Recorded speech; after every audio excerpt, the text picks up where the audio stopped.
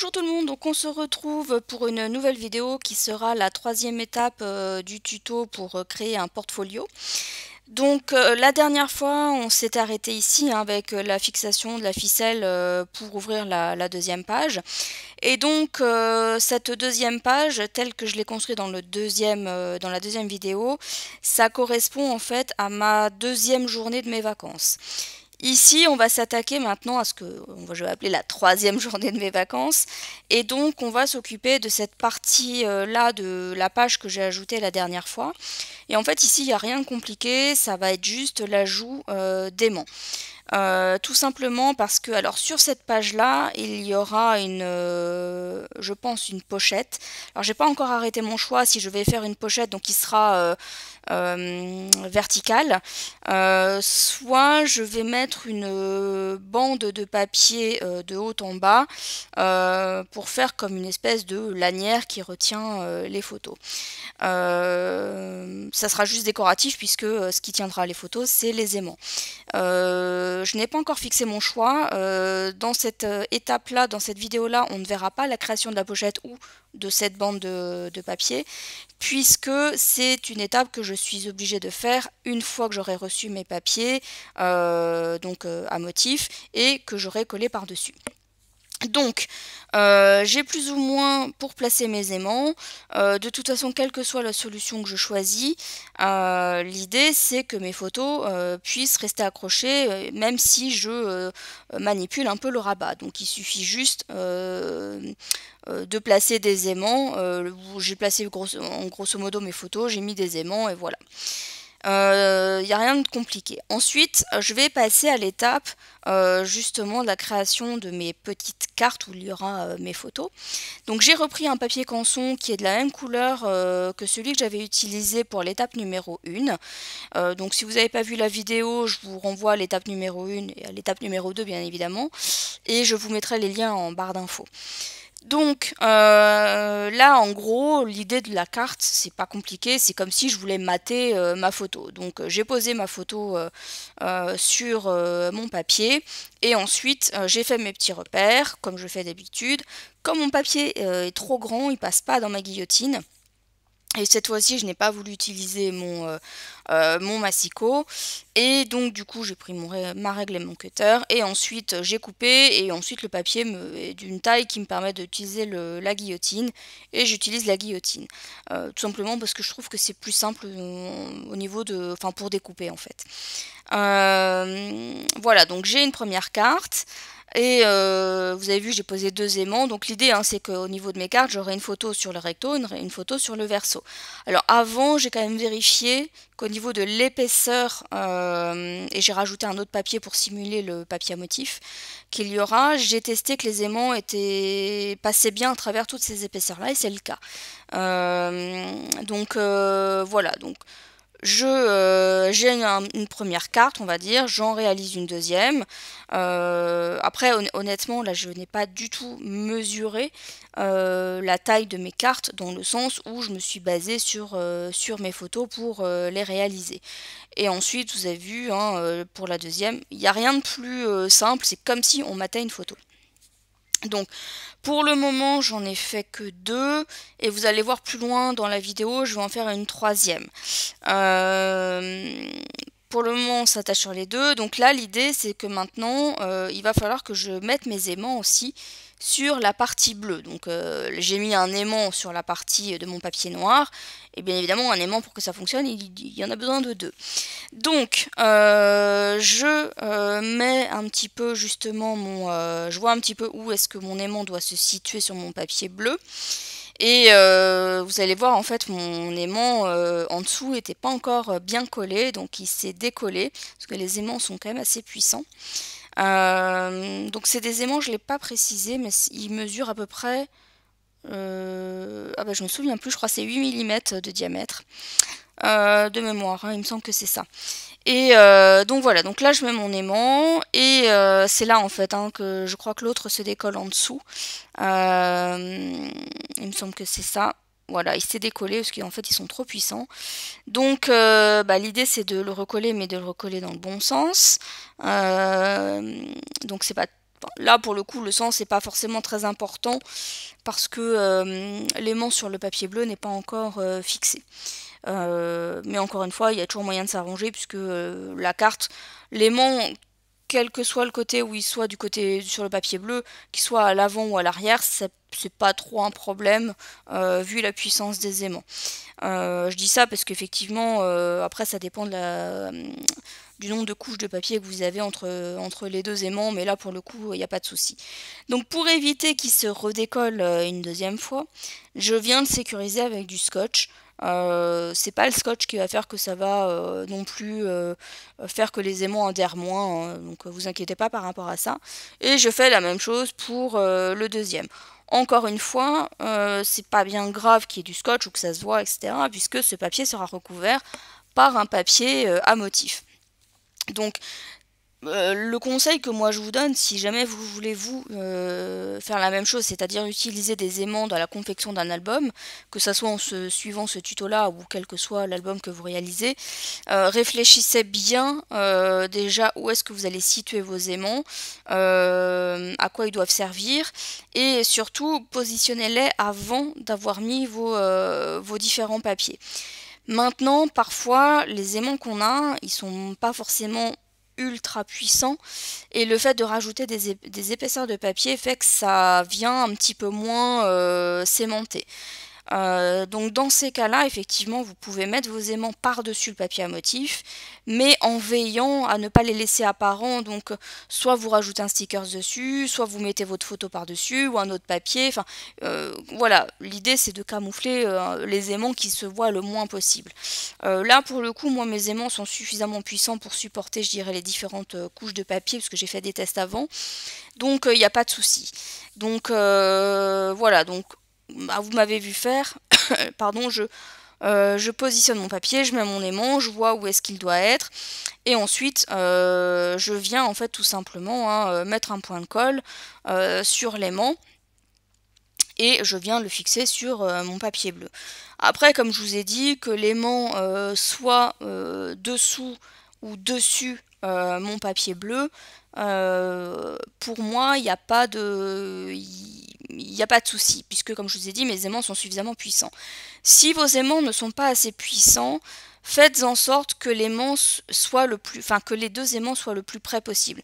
C'est-à-dire qu'il vaut mieux éviter de faire en sorte qu'ils soient sur le dessus du papier bleu, il vaut mieux faire en sorte qu'ils soient en dessous en fait, voilà, parce que vous gagnez une épaisseur de papier en fait, hein, tout simplement.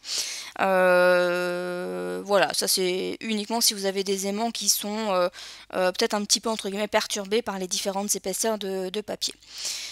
Donc, une fois que les aimants sont positionnés aussi bien sur le papier noir que sur mes petites cartes bleues, je viens m'occuper en fait des rabats intérieurs, hein, ceux qui sont sur le haut et le bas de la chemise cartonnée. Et donc je vais agrandir en fait tout simplement mes rabats. Et donc pour agrandir mes rabats, je prends une feuille de papier noir A4 et que je veux couper en fait au milieu. Donc pour la couper au milieu, il n'y a rien de plus simple, il suffit de la plier en deux et vous avez votre milieu. Donc une fois que j'ai mon milieu qui est marqué, je viens tout simplement prendre ma guillotine et je coupe au niveau de la pliure. Voilà, donc moi ensuite, je vais vérifier que ça correspond bien. Je vais reprendre ma chemise cartonnée et je vais repositionner mes deux morceaux de papier là où ils doivent se situer, donc sur le rabat. Et donc vous voyez que je colle bien sur l'avant, hein. L'idée c'est de mettre le papier sur l'avant du rabat. Et je vérifie ce que ça donne. J'ai un écart entre les deux, bon ça je m'y attendais, mais c'est un écart qui va être un petit peu plus grand, puisque je vais choisir de perforer mes deux papiers sur le bord. Alors je vous en ai filmé qu'un, puisque j'ai fait la même opération sur les deux papiers, hein, mais je vous en ai filmé qu'un. Donc j'ai pris une perforatrice de bordure, j'ai pris un motif qui peut rappeler, on va dire vaguement, des motifs un peu celtiques, puisque mon album est sur mes vacances que j'ai passées en Bretagne l'année dernière. Donc voilà, Bretagne, celtique, voilà, je vous fais pas un dessin. et je viens perforer. Donc c'est une perforatrice de bordure.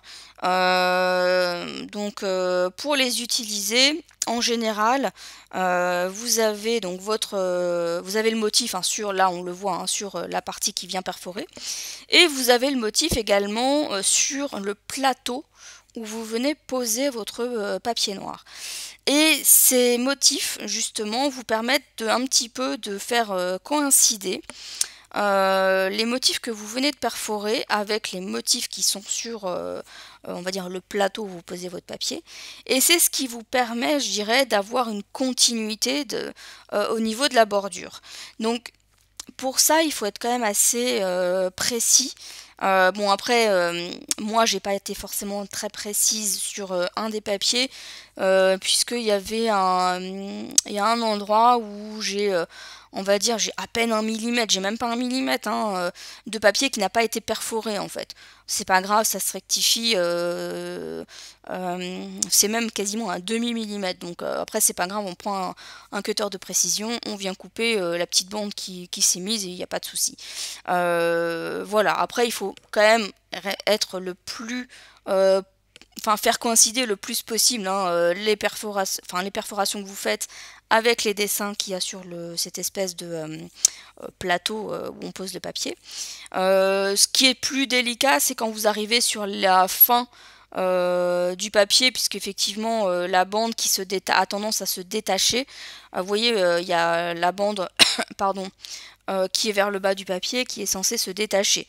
Bon, moi, il y a des endroits que j'ai pas encore bien perforé, donc voilà, mais du coup, ça a tendance à bouger, donc ça peut...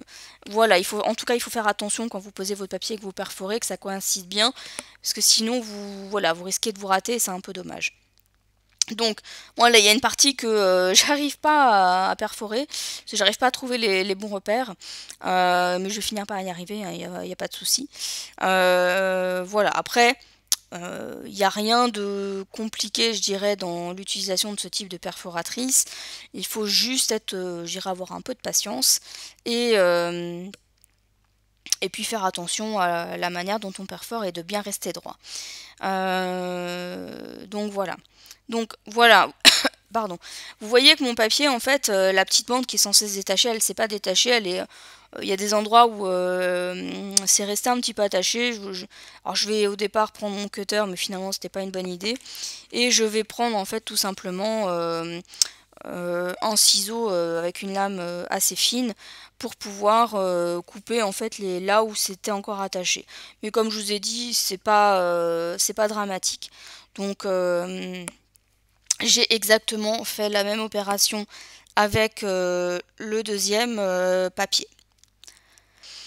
Alors, une fois qu'on a nos deux papiers qui sont perforés, l'idée ça va être de venir les fixer sur les rabats.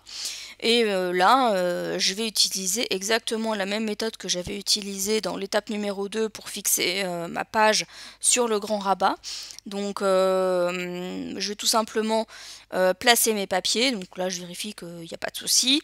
Je vais me faire des petits repères avec un crayon à papier pour voir où le papier va s'arrêter entre guillemets sur mon rabat.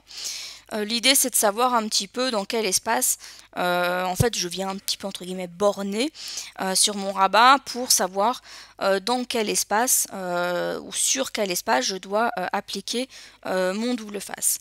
Donc voilà, là, il suffit juste de faire attention à ne pas déborder par rapport au repère qu'on s'est fixé et il n'y a rien de compliqué.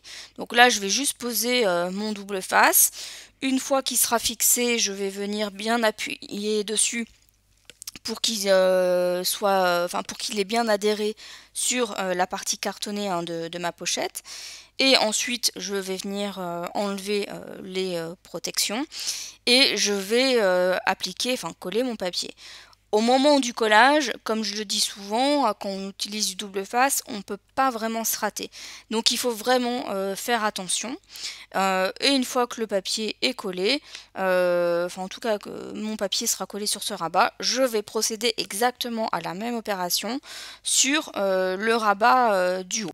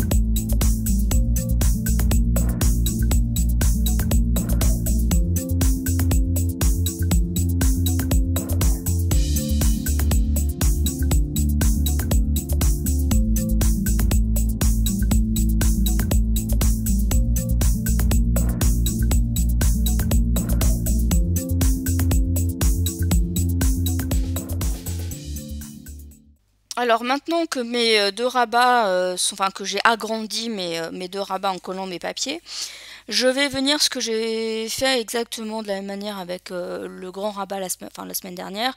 Je dis la semaine dernière, mais oui, je pense que j'aurais posté ma vidéo, enfin ma vidéo 2 la semaine d'avant celle-ci. Je vais venir sécuriser avec du scotch la jonction entre le papier et mon rabat. C'est juste, je dirais, une étape supplémentaire qui est peut-être facultative. Comme je le disais la dernière fois, moi ça vient me tranquilliser un petit peu. Normalement le double face est suffisant et fait que ça ne devrait pas se décoller. Maintenant voilà, je trouve, moi ça me rassure de faire comme ça. Donc je procède également de la même manière sur le rabat du haut. Donc voilà, là encore une fois, hein, il n'y a rien de bien compliqué. Ça sera caché de toute façon, puisqu'effectivement, l'idée c'est de venir mettre un autre papier noir par-dessus justement la partie du rabat, on va dire, le dessous du rabat de la chemise cartonnée, pour camoufler et puis pour, je dirais, solidifier aussi ce rabat que j'ai agrandi, puisqu'il y aura aussi dessus des choses qui seront collées, qui seront peut-être aussi un petit peu, pas forcément volumineuses, mais lourdes, puisqu'on va rajouter, enfin vous allez voir hein, par la suite ce que je vais rajouter. Mais donc du coup, c'est vrai que rajouter un papier à l'arrière, c'est pas plus mal. Déjà, ça fait un travail un petit peu plus propre. Et ça permet de solidifier ce rabat. Donc je vous en ai filmé qu'un parce que c'était un peu compliqué au niveau de l'espace que j'avais de filmer celui du bas. Mais j'ai procédé de la même manière pour celui du bas. Je pose mon papier de manière au ras en fait de la partie que j'ai perforée. Parce que ça aurait été compliqué je pense de faire coïncider des perforations. Enfin, j'avais pas forcément envie donc de m'amuser à faire ça. Donc je pose mon papier, vous avez vu, au ras de la perforation. Et je viens faire un repère sur ce qui sera, on va dire, en bas hein, du rabat. Et je viens ensuite faire ma découpe. Donc à la guillotine, hein, là il n'y a rien de compliqué. Et ensuite, je vais, donc j'en ai fait deux, hein, puisque je vais faire la même chose pour le rabat du bas aussi. Et ensuite, ce que je vais faire, c'est que je vais venir, voilà, je viens vérifier déjà que le papier que j'ai découpé est à la bonne taille, qu'il n'y a pas d'erreur dans les découpes, etc. Et donc là c'est ce que je suis en train de faire, hein, de vérifier. Donc on ne le voit pas forcément bien, mais comme effectivement comme je travaille sur les rabats haut et bas de la chemise cartonnée, c'est un peu compliqué je dirais à filmer par rapport à mon espace de travail. Donc voilà, je vais vous montrer un petit peu comment je vais procéder sur la partie du haut. Je ne me souviens plus si j'ai conservé la partie du bas parce que c'était peut-être un peu trop compliqué à filmer, je me souviens plus. Toujours est-il que pour coller mon papier, je vais procéder exactement comme je le fais quand je colle une grande surface de papier, à savoir je mets du double face sur le pourtour et ensuite je vais en rajouter, j'ai rajouté 2 ou 3 bandes à l'intérieur de manière dans ce sens-là, on va dire. Je m'y perds avec les verticales et les horizontales. Et puis ensuite, avec les parties qui sont laissées vides, je vais tout simplement venir compléter la partie avec un bâton de colle, tout ce qui est plus classique. L'idée c'est qu'effectivement l'ensemble, je dirais, de la surface du papier soit collé. Voilà, c'est juste que c'est pour être sûr que ça, effectivement, ça reste bien fixé avec le temps, on va dire. Donc, comme pour d'habitude, hein, quand j'utilise du double face, je viens bien appuyer pour qu'il adhère bien au niveau du papier, qu'il n'y ait pas de souci hein, à ce que le double face soit mal fixé. Et donc cette opération, je vais la répéter avec le papier que je vais utiliser pour le rabat du bas.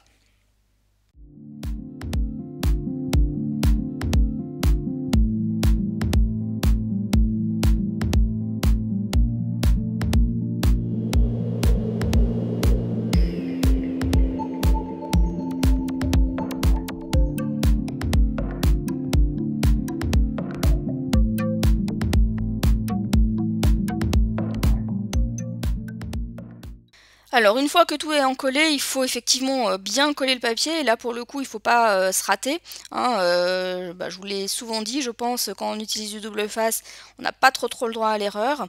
Là j'arrivais pas, et puis c'est vrai que c'était pas pratique, j'étais pas forcément dans une très bonne position pour coller mon papier. Donc il faut le faire coïncider donc avec le bord du papier noir sur les côtés, mais également sur le haut du papier, de manière à ce qu'effectivement la partie qu'on vient de coller ne déborde pas sur la partie qui a été perforée sur le papier qui est déjà fixé sur le rabat. Donc j'ai répété, comme je vous l'ai dit tout à l'heure, la même opération avec le rabat du bas. Comme je vous l'ai dit tout à l'heure au début de ma vidéo, je me suis aperçue que j'avais deux photos qui n'étaient prévues entre guillemets nulle part, mais que je voulais quand même voir présentes dans mon album. Donc j'ai décidé de rajouter, on va dire, une carte pour ajouter ces deux photos. Donc cette carte sera située là où il y avait les deux autres cartes précédentes où j'ai ajouté les aimants. Pour le moment, je n'ai pas mis d'aimant sur cette carte-là. J'attends de voir un petit peu comment je vais agencer et voir avec les différents papiers si j'ai besoin ou pas de rajouter un aimant. Donc c'est aussi pour ça que je ne vais pas forcément coller mes photos tout de suite. Ça, ce sera quelque chose que je verrai une fois que j'aurai reçu mes différents papiers. Alors, on va passer maintenant à une partie qui est la cascade horizontale. Puisque sur chacun de mes rabats, je vais rajouter, alors quand je dis une cascade horizontale, ce sera vraiment une mini cascade puisqu'il n'y aura que deux volets, on va dire, à la cascade. Et dans un premier temps, j'étais embêtée parce que vous savez que sur la première cascade que j'ai faite, donc dans l'étape numéro 1, j'ai fait ma cascade et ensuite j'ai mis un papier qui recouvre la cascade. Donc ça, vous vous en souvenez. Ici, j'avais pas forcément l'espace nécessaire pour mettre mes deux volets de cascade plus un troisième papier par-dessus. J'avais pas forcément suffisamment d'espace en longueur. Donc j'étais embêtée, je savais pas trop comment faire, donc je me suis dit bon tant pis, je me lance, hein, je verrai comment je trouverai une solution. Et puis finalement, en fait j'avais une vague idée d'utiliser des flippettes, vous savez, pour retenir un petit peu les cascades, pour éviter qu'elles s'ouvrent quand on manipulerait les différents rabats. Bon, j'avais gardé cette idée-là. Et puis finalement, en faisant en fait mes volets pour les cascades, j'ai eu l'illumination. Donc en fait, ce que je vais faire, mais l'illumination, je ne l'ai pas encore eu au moment où vous voyez, par rapport à ce que je suis en train de réaliser. Mais je vais vous expliquer ce que j'ai fait.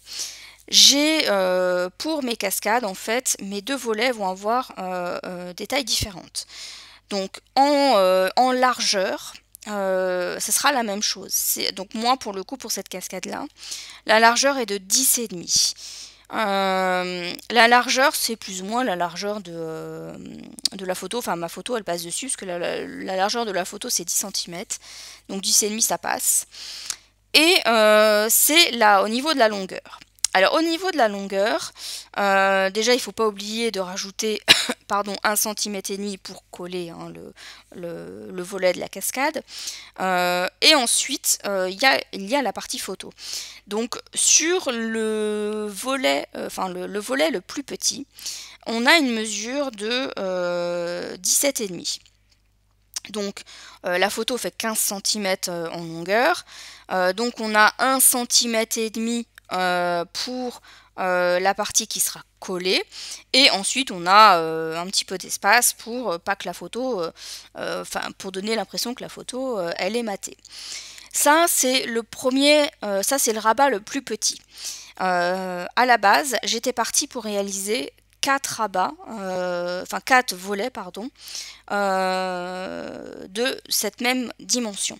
Donc les 4 à la base devaient mesurer 10,5 sur 17,5. Et puis finalement, comme je vous l'ai dit, en réalisant mes volets, j'ai eu l'illumination. Et en plus, j'aurais dû y penser avant, puisque c'est déjà une technique que j'ai déjà réalisée, c'est de réaliser le premier volet plus grand que ceux qui sont en dessous. Bon là pour le coup dans mon exemple j'en ai qu'un qui est en dessous, mais on pourrait en avoir plusieurs, ça c'est pas un souci.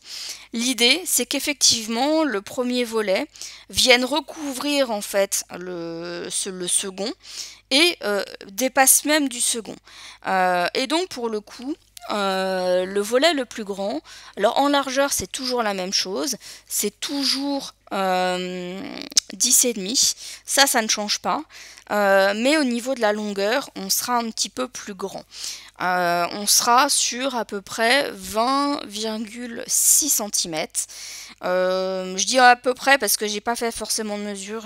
Vous allez voir que j'ai fait un petit peu en fonction de la longueur en fait de mon rabat et de la longueur du papier que j'avais.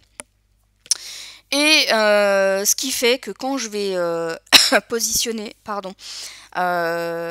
mes volets, donc sur le dessus j'aurai mon grand volet qui viendra recouvrir le deuxième volet qui sera plus petit.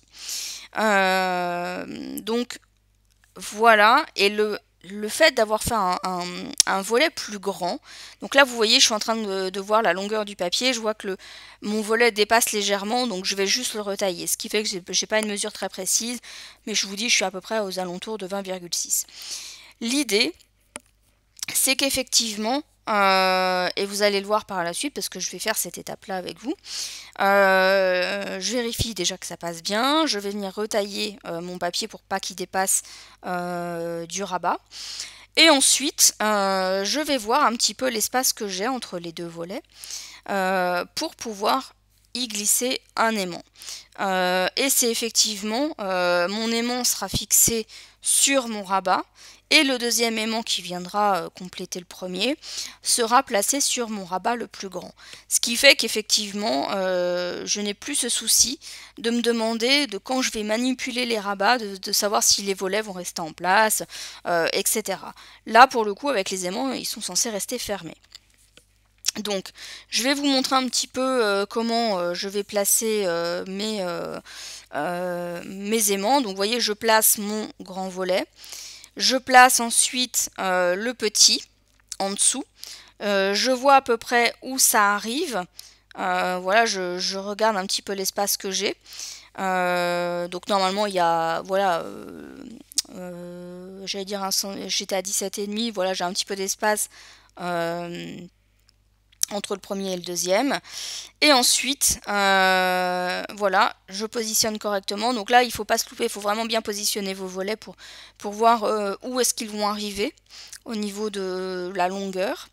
Je vais prendre en fait un aimant et je vais le placer là où il y a un espace vide, voilà. Donc là, les images parlent d'elles-mêmes. Et ensuite, eh bien, je vais venir tout simplement coller mon aimant.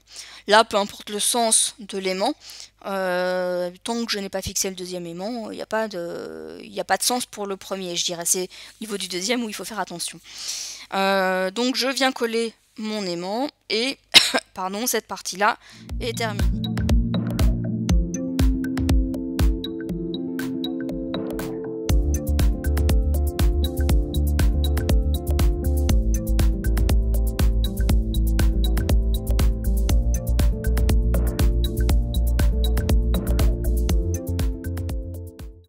Alors une fois que mon aimant est collé, je vais reprendre en fait les deux volets qui vont me servir pour le rabat du haut.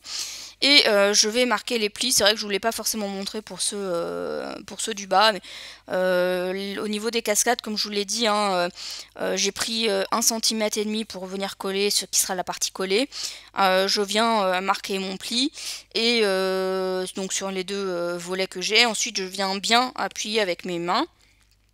Et une fois que le pli est un peu plus marqué, je prends mon plioir pour bien appuyer le pli.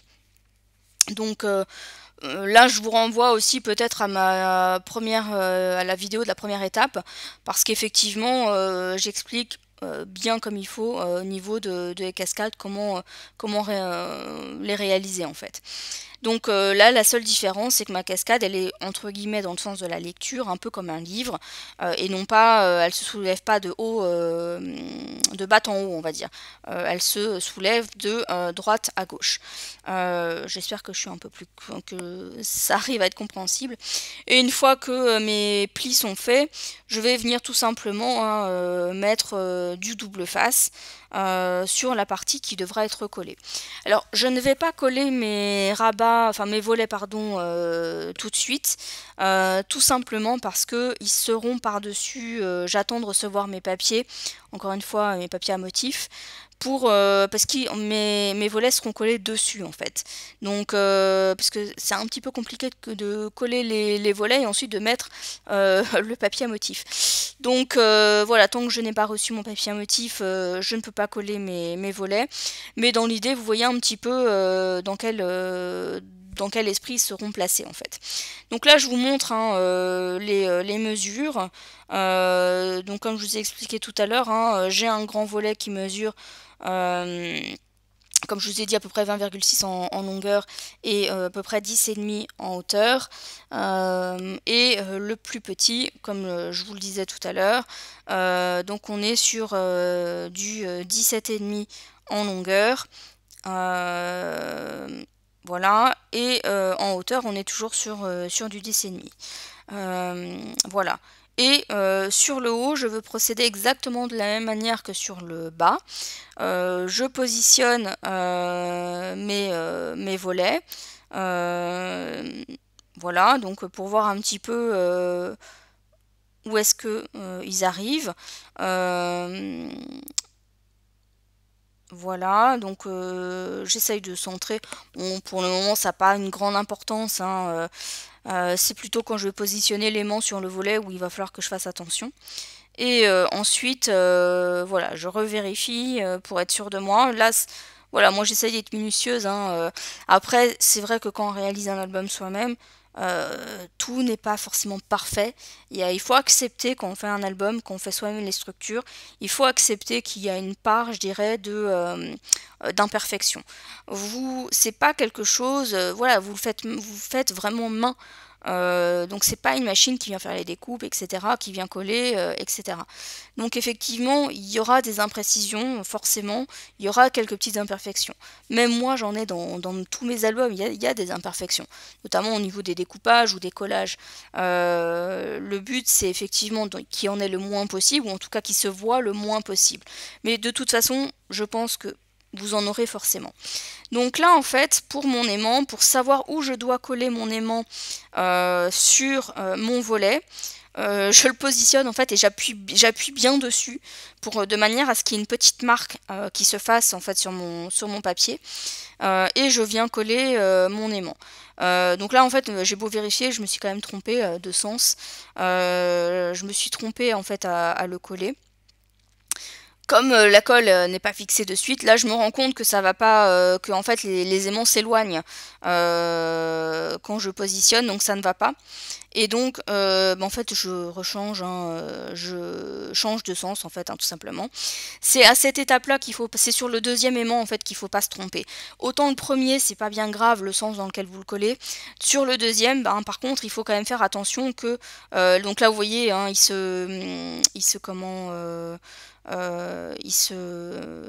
s'éloigne. Vous avez vu, hein, il s'est un peu éloigné, c'est normal puisque c'est effectivement, c'était pour vérifier, mais effectivement la partie qui doit coller c'est la partie visible là qu'on voit. Donc c'est normal que dans le sens inverse il s'éloigne. Et donc voilà.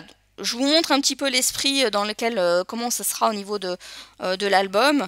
Je vais avoir mes cascades, voilà, qui seront comme ça. Voilà, j'ai la même chose en symétrie, hein, sur le haut. Et ensuite, effectivement, hop, on viendra ouvrir. Et la prochaine étape consistera à faire le fond de la pochette. Donc encore une fois, si vous avez des questions, n'hésitez pas à me les mettre en commentaire, j'y répondrai volontiers. Et pour ma part, je vous dis à bientôt pour une prochaine vidéo. Bye bye!